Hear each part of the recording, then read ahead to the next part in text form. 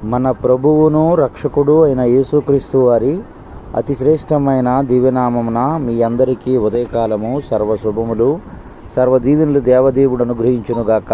ఆమేన్. దేవుని బిడ్డలారా, ఈరోజు 29వ తారీఖు ఏప్రిల్ నెల 2024 సంవత్సరము.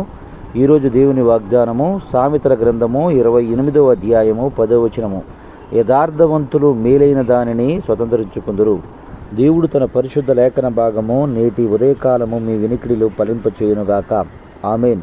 దేవుని బిడ్డలారా, దేవదేవుడు తెలియచేస్తున్నటువంటి మాట, దేవదేవుడు ప్రకటిస్తున్నటువంటి మాట, యథార్థవంతులు మేలైన దానిని స్వతంత్రించుకుందురు, మేలైన దానిని సొంతపరుచుకుందురు.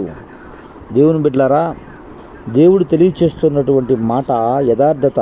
నీతిమంతుడు ఒక్కడునూ లేడు అని దేవుని వాక్యం తెలియజేస్తుంది. అట్టి దేవుని వాక్యమే యథార్థవంతులని తెలియజేస్తుంది. ఈ యథార్థవంతులు ఎలా ఉండగలరు అని అడిగితే, దైవ గ్రంథమందు దేవుణ్ణి గురించి మనము ధ్యానిస్తూ ఉండగా ఒక మనుష్యుని గురించి యథార్థవర్తనుడు అని పేరు రాయబడి, ఆ వ్యక్తి పేరే యోబు. యోబు గారి యొక్క తన జీవితంలో దేవుని యందు భయభక్తులు కలిగి చెడుతనములను విసర్జించుచు అనేకులకు మాదిరి జీవితాన్ని జీవించాడు. తన జీవితం ఎంత మాదిరిగా ఉన్నది అంటే, కష్టాలలో మాదిరి, కన్నీళ్లతో మాదిరి, అవమానములో మాదిరి, ఆదరణ లేనిటువంటి పరిస్థితుల మధ్య మాదిరి, అన్నీ కలిగి ఉన్నప్పుడు మాదిరి, అన్నీ పోగొట్టుకున్నప్పుడు మాదిరి, అన్నీ పొందుకున్నప్పుడు మాదిరి. దేవుని బిడ్డ, తన జీవితంలో ఏ విధముగా మనము పరీక్షించినా, పరిశోధించినా ప్రతి క్షణము కూడా మాదిరి జీవితాన్ని నేర్పినడు వారు భక్తులైనటువంటి యోబు గారు. అట్టి యోబు గారు తెలియచేస్తున్నటువంటి మాట, ఏ వ్యక్తి తన జీవితంలో దేవుణ్ణి ఆనుకొని బ్రతుకుతాడో, దేవుని చిత్తానికి లోబడుతూ ఆయన చేసు ప్రతిదీ కూడా యథార్థమని దేవుని మాటను తృణీకరించకుండా జీవిస్తాడు.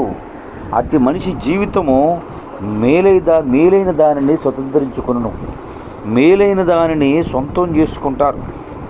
దేవుని బిడ్డలారా, ఈరోజు నీకు కలిగిన దానిని బట్టి ఇది నా సొంతమని సంతృప్తి పడవచ్చు. ఒక కొత్త వెహికల్ కొనుక్కొని దానిని ముందు కొంత అప్పు చేసుకొని, తద్వారా ఆ అప్పు తీరిపోయిన తర్వాత ఇది నా సొంతమని సంతోషిస్తాం. కొన్ని దినముల తర్వాత అది పాతదైపోతుంది. తిరిగి మరలా ఇతరులకు అమ్మటమో, లేక దానిని పాడుగా అయిపోయినది కనుక తక్కువ రేటుకి అమ్మటమో, అనేక రీతిలుగా దానిని మరలా ఏరే వ్యక్తిని స్వతంత్రించే వ్యక్తిగా నీవు బ్రతకవచ్చు.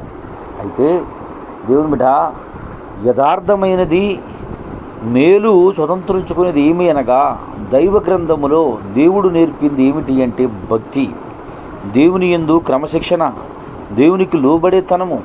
ఏ మనిషి జీవితంలో ఇవి కలిగి ఉంటాడో వారు స్వతంత్రించుకునేది స్థిరమైనదిగా ఉంటుందని దైవ సేవకునిగా తెలియచేస్తున్నాను గనక, సహోదరుడా, ఈరోజు నీ జీవితం ఎలా ఉందో ఒకసారి పరిశీలించుకొని రాబో దినముల్లో ఆయన యందు భయభక్తులు, క్రమశిక్షణ మాదిరి జీవితాన్ని జీవించి నీవు స్వతంత్రించుకుని అనేకులకు మాదిరిగా నిలబడే కృప దేవుడు మీకు అనుగ్రహించునుగాక.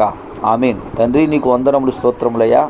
ఎందరు బిడ్డలు ఈ మాటలు వినుచున్నారు వారందరి జీవితంలో తండ్రి ఆదరణ, దయ, కరుణ కలిగించి కృపలో భద్రపరిచి నడిపించి సహాయం చేయమని యేసయ్య నామం పేరటి ప్రార్థన చేయుచున్నాను మా పరమ తండ్రి.